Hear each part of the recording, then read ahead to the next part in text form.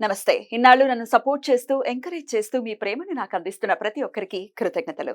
అలాగే ఈ వీడియో కూడా ఖచ్చితంగా మీకు ఉపయోగపడుతుంది. లైక్, షేర్ అండ్ సబ్స్క్రైబ్ చేసి మీ సపోర్ట్‌ని నాకు అందించండి. అలాగే ఈ వీడియో పట్ల మీకున్న అభిప్రాయాన్ని కామెంట్ సెక్షన్‌లో కామెంట్ చేసి తెలియజేయండి. ఇప్పుడు వీడియోని చూద్దాం. నేను మీ జయశంకర్ సిస్ట్ల. మన పిల్లలకి పుట్టిన తేదీని అనుసరించి బలమైన సంఖ్యాబలంలో పేరు పెడదాం. సమాజానికి దేశానికి బలమైన పౌరులనిద్దాం. ఏ ఇంట్లో కూడా అర్ధాయుష్ మరణాలు లేకుండా చేద్దాం. నమస్తే. Welcome to our channel. నేను పద్మిని. ప్రస్తుతంతో పాటు ప్రముఖ ఆధ్యాత్మికవేత్త, ఆస్ట్రో న్యూమరాలజిస్ట్, వేదిక్ వాస్తు స్పెషలిస్ట్ శ్రీ విద్య మరియు హనుమత్ ఉపాసకులు బ్రహ్మశ్రీ డాక్టర్ శివయోగి సిస్లా జయశంకర్ గారు మనతో పాటు ఉన్నారు. మాట్లాడదాం. నమస్కారం అండి. మా ఆయుష్మతి భవ. బాగున్నారండి? బాగున్నాం. సార్, ప్రపంచం అంతా క్రియేటివిటీ మీద ఆధారపడింది. బాగా క్రియేటివ్ గా ఉండాలి ప్రతి విషయంలోనూ. ఫుడ్ తినే విషయంలోనూ, ఫుడ్ వండే విషయంలోనూ, షాపింగ్ చేసే విషయంలోనూ, డబ్బులు ఖర్చు పెట్టే విషయంలో కూడా క్రియేటివిటీ. మరి ఇంత క్రియేటివిటీని మనం అడాప్ట్ చేసుకున్న తర్వాత పిల్లలకి పేర్లు పెట్టే విషయంలో ఈ క్రియేటివిటీ ఇంకాస్త పరాకాష్ఠకు వెళ్తుందేమో అని అనిపిస్తుంది. ఇప్పుడు వినడం జరిగింది, శ్రీహ పేరు. ఇట్లా కొన్ని విచిత్రమైన పేర్లు విని ఆశ్చర్యం అనిపిస్తుంది. ఏంటి, అర్థం ఉండాలి కదా పేరంటేనే. దానికి ఒక అర్థం పర్థం ఏదో ఉండాలి కదా. ఇది వరకు రోజుల్లో మనం చూస్తే బోల్డ్ అని మొక్కులు ఉండేవి. ఇప్పుడు నేనే తీసుకుంటే నా బోల్డ్ అంత పెద్ద పేరు నా కూతురికి నేను పెట్టుకున్నటువంటి పేరు. ఈ పేర్లు పెట్టే విషయంలో డెఫినెట్ గా యూ షుడ్ మేక్ సెన్స్. ఈ మధ్య మరి ఏమైనా కొంచెం మార్పు వచ్చిందేమో, ఇంకా రావాలి. అసలు పేరు అనేది ఎలా పెట్టుకోవాలి? ఆస్ట్రాలజికల్ గా పెట్టుకోవాలా, న్యూమరాలజీ హెల్ప్ తీసుకొని పెట్టుకోవాలా? పేరు అనేది మీరు ఎప్పుడు చెప్తుంటారు, పేరు అనేది పెన్నిదిగా ఉండేటటువంటి పరిస్థితి ఉంటుంది, ఎలా పడితే అలాగా. ఇక నిక్ నేమ్స్ చేసేటటువంటి మ్యాజిక్ అంతా ఇంత కాదు. పేరు అసలు ఆ పిల్లవాడికి పాపం గుర్తుంటుందో గుర్తుండదు, నిక్ నేమ్ తోనే వాడి బ్రతకంతా వెళ్తూ ఉంటుంది. టింకు, చిక్కు, ఇంకా టామీ ఉండదేమో, టామీ ఉండదేమో. ఒకప్పుడు కుక్కలకు పెట్టే పేర్లన్నీ ఇప్పుడు మనుషులకు వచ్చేస్తున్నాయి. టింకు, ఇట్లా ఏవో పిచ్చి పిచ్చి పేర్లు. ఎట్లా చూడొచ్చు సార్ ఇది, మీరు ఎట్లా చూస్తారు? ఒక పిల్లవాడు మన ఇంట్లో జన్మ తీసుకున్నాడు అంటే పేర్లు పెట్టే విషయంలో ఒక్కో కుటుంబం ఒక్కోలాగా ఆలోచిస్తుంది. ఆ పిల్లవాడిని కంటానికి ఆ తల్లిదండ్రులు పడిన శ్రమ, అంటే వాళ్ళు లేక పుట్టడము, లేకపోతే అపురూపంగా పుట్టడము, లేకపోతే ఎన్నో పూజలు పునస్కారాలు మొక్కులు చేసిన తర్వాత పుట్టడము, లేకపోతే ఎంతో కేర్ఫుల్గా ఎంతో ట్రీట్మెంట్ చేసుకుంటూ డాక్టర్ పర్యవేక్షణలో పుట్టడము, లేకపోతే ఈ ఐవీఎఫ్లు వీటి ద్వారా ఇలా పుట్టడము. సంథింగ్ ఈజ్ అపురూపంగా పుట్టే బిడ్డ అంటే ఆ కుటుంబానికి ఒక బిడ్డ కావాలి. ఒకప్పుడు అంటే వారసుడు ఉండాలని మగపిల్లాడి మీద కోసం తహతహలాడేవాళ్ళు. ఆడపిల్లలు చాలామందిని పురిట్లోనే చిదిమేశారు, అంటే గర్భస్థవాసంలోనే చిదిమేశారు. కాబట్టి ఇవాళ మగపిల్లలు ఎంతమంది ఉన్నారో ఆడపిల్లలు అంతమంది లేరు, ఆ రేషియోలో లేరు. 10 మంది మగపిల్లలకి 6 ఆడపిల్లలు ఉన్నారు. కాబట్టి భార్యలు దొరకటం కష్టంగా ఉంది, ఆడపిల్లలు దొరకటం కష్టంగా ఉంటుంది. కాబట్టి ఆడపిల్లలకి డిమాండ్ ఉంది. ఇకపోతే విషయానికి వస్తే, పేరు పెట్టే విషయానికి వస్తే, ఒకప్పుడు మామూలుగా వాళ్ళు మొక్కేసి కుటుంబంలో నాయనమ్మ ఒక మొక్కు మొక్కేది, తాతయ్య ఒక మొక్కు మొక్కేవాడు, భార్య ఒక మొక్కు, భర్త ఒక మొక్కు, తర్వాత ఇంటి దేవత అని, వాళ్ళ కుటుంబ దేవత అని, ఇలా అన్ని రకాలుగా ఇష్ట దైవము, ఇంతమందిని కలిపి దేవుడు భగవంతుడు శివుడైనా, వెంకటేశ్వర స్వామి అయినా, విష్ణుమూర్తి అయినా, నరసింహస్వామి అయినా ఎవరైనా ఒకటే. కానీ ఇంతమందిని విడివిడిగా పేర్ల రూపంలో చూపించి తీరా ఆ పేరు వాడిని పెట్టి పిలవకుండా వాడిని ఇంత పేరు కష్టం కదా అని కేవలం బారసాలకు మాత్రమే ఆ పేరుని పరిమితం చేసి ఓన్లీ చిన్న 2 అక్షరాల నిక్ నేమ్తో టింకు అని, బన్నీ అని, బంకు అని, చెర్రీ అని, బర్రీ అని రకరకాలుగా పిలవటం. ఓకే, మొన్న ఎవరో చెప్తున్నారు పేరు బర్రు అని పిలుస్తారు. భరద్వాజ్ పేరు భరద్వాజ, బర్రు అని పిలుస్తారు. ఎందుకు బర్రు అని పిలిస్తే ఏంటి. సో ఇలా ఆ తర్వాత కొంత జ్యోతిష్యం మీద ప్రజలకు అవగాహన కలిగిన తర్వాత ఈ నక్షత్రం ప్రకారం ఈ అక్షరంతో పేరు పెట్టుకోమన్నారండి పంతులు గారు, మా ఇంటి పురోహితులు ఈ అక్షరంతో పేరు పెట్టుకోమన్నారు. మా అబ్బాయిది పునర్వసు మొదటి పాదం కాబట్టి ఈ అక్షరంతో పేరు పెట్టుకోమన్నారు. నక్షత్రాల ప్రకారం ఈ అక్షరంతో పేరు పెట్టుకోమన్నది ఏంటంటే గతంలో కుటుంబాల్లో డెలివరీలు ఇండ్లలో జరిగేవి, డాక్టర్లు ఉండేవాళ్ళు కాదు. ఒక డెలివరీ జరిగిందంటే ఆ తల్లికి పునర్జన్మ లాంటిది. తల్లికి బిడ్డకి జన్మైనా తల్లికి పునర్జన్మ లాంటిది. ఇలాంటి పరిస్థితుల్లో ఆ నక్షత్రం గుర్తుండడానికి, ఆ వీళ్ళ సమయం రాశేంటో తెలియడం గుర్తుపెట్టుకోవడానికి గుర్తుపెట్టుకోవడానికి ఈ అక్షరంతో పేరు పెట్టుకోమనేవాళ్ళు. ఉమ్. ఇప్పుడు అది అవసరం లేదు.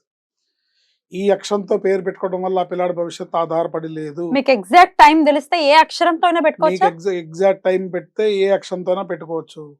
బట్ న్యూమరాలజీ ప్రకారం, డేట్ ఆఫ్ బర్త్ ప్రకారం కాంబినేషన్లో మీరు పేరు పెడితే, న్యూమరాలజీ ప్రకారం ఆ పిల్లాడు పుట్టిన డేట్ ఆఫ్ బర్త్ కాంబినేషన్ ఉంటే, దాని ప్రకారం సరి అయిన సంఖ్యాబలంలో అదృష్ట సంఖ్యలో పేరు పెట్టుకోవడం ద్వారా మీరు ఆ పిల్లాడికి నిండు 100 ఏళ్ళ అదృష్టవంతమైన జీవితాన్ని, అర్ధాయుష్య మరణం లేనటువంటి జీవితాన్ని ఇచ్చిన వాళ్ళు అవుతారు. ఎందుకంటే ఇప్పుడు ఒక కాంబినేషన్ ఉంటుంది, ఒక 1/3 అని డేట్ ఆఫ్ బర్త్ కాంబినేషన్ ఉంటుంది, చాలా మంచిది. 4/2 అని ఒక డేట్ ఆఫ్ బర్త్ కాంబినేషన్ ఉంటుంది, చాలా అద్భుతమైన పెద్ద పెద్ద డాక్టర్స్ ఆ నెంబర్లో ఉంటారు.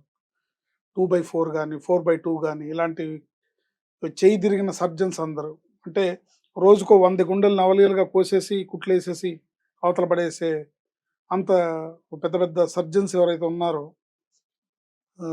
సొన్ని ఒకప్పుడు కేర్ హాస్పిటల్ సోమరాజు గారు ఉండేవాడు, అట్లా అలాంటి వాళ్ళు అలాంటి డేట్ ఆఫ్ బర్త్ కాంబినేషన్లో ఉంటారు. కాకపోతే ఆ డేట్ ఆఫ్ బర్త్లో పుట్టిన ప్రతి వాళ్ళు ఆ స్థాయికి వెళ్తున్నారంటే అది ప్రశ్నార్థకమే. ఎందుకంటే వెళ్ళట్లేదు. కారణం ఏంటంటే పేరులో ఉన్న నెంబర్ సపోర్ట్ చేయట్లేదు.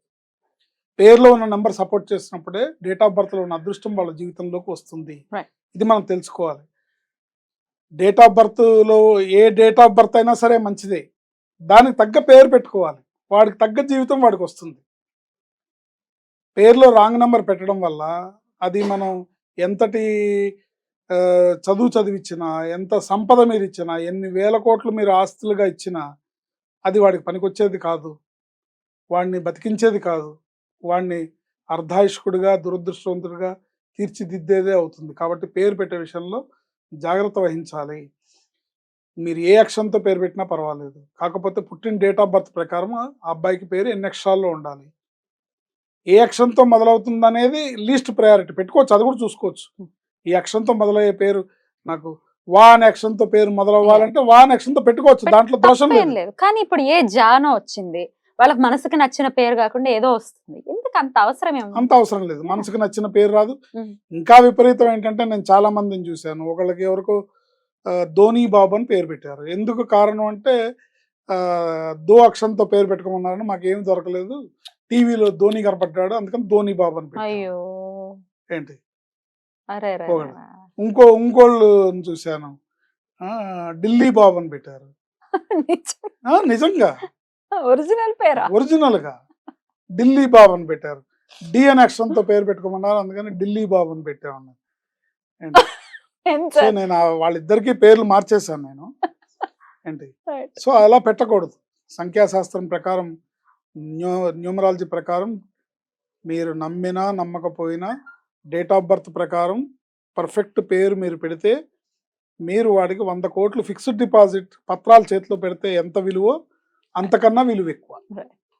ఎందుకంటే పేరులో రాంగ్ నెంబర్ ఉంటే ఆ రాంగ్ నెంబర్ ఎఫెక్ట్ వాళ్ళ జీవితంలో ఉంటుంది. ఇప్పుడు డేట్ ఆఫ్ బర్త్ కాంబినేషన్ ప్రకారం వాడిది అద్భుతమైన డేట్ ఆఫ్ బర్త్ అనుకోండి, ఆ అద్భుతమైన డేట్ ఆఫ్ బర్త్ని మనం బెంజ్ కార్ లాంటి ఒక లగ్జరీ కార్తో కంపేర్ చేద్దాం. బెంజ్ కార్, ఆ బెంజ్ కార్కి ఉన్న టైర్లలో టైర్లు గాలి, అది పంచరు ఉంది, దాంట్లో గాలి లేదనుకోండి, అది పేరులో ఉండే నెంబర్. ఇప్పుడు ఇది ఎంత బెంజ్ కార్ అయినా ట్యాంక్ నిండా పెట్రోల్ ఉన్నా అది ఇంచు కూడా కదలదు, అంతే కదా. ఏంటి ఎక్కడికి దాంట్లో ప్రయాణం సాగదు, మన గమ్యస్థానం చేరుకోలేదు.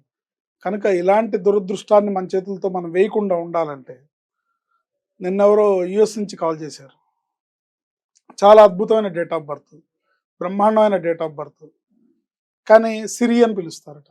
సిరి అంటే సిరి లేకుండానే ఆడపిల్ల. సిరి లేకుండా ఉంటే పర్వాలేదమ్మా, బతుకుతాము. సిరి అనే పేరు ఎంతటి బ్యాడ్ లక్ అంటే, ఒక ఆడపిల్ల ఈ భూమి మీద ఎన్ని రకాల కష్టాలు, ఎన్ని రకాల టార్చర్స్, ఎన్ని రకాల ఇబ్బందులు పడడానికి అవకాశం ఉందో అలాంటి నెంబర్ ఆ సిరి అనే పేరులో ఉంటుంది. వాటన్నిటికీ మనం ద్వారాలు తెరిచినట్టే. ఇప్పుడు ఆ పిల్ల ఈ కష్టాలన్నీ పడుతుందని నేను చెప్పట్లా, పడ్డానికి మీరైతే డోర్స్ ఓపెన్ చేసి పెట్టారు. మానవుడి జీవితం అనేది ఒక ప్యాలెస్ లాంటిది అనుకోండి. ఈ ప్యాలెస్కి అన్ని సకల సౌకర్యాలు ఉన్నాయి. ఆ ప్యాలెస్లో బ్రహ్మాండమైన అన్ని ఆల్ సెంట్రల్ ఎయిర్ కండిషన్డ్ బ్రహ్మాండమైన సకల సౌకర్యాలు అద్భుతాలు అన్నీ ఉన్నాయి ఆ ఇంట్లో. కానీ కాంపౌండ్ వెల్ లేదు, సెక్యూరిటీ సిస్టమ్ లేదు అంటే ఏమవుతుంది? భయం భయమే కదా జీవితం అంతా.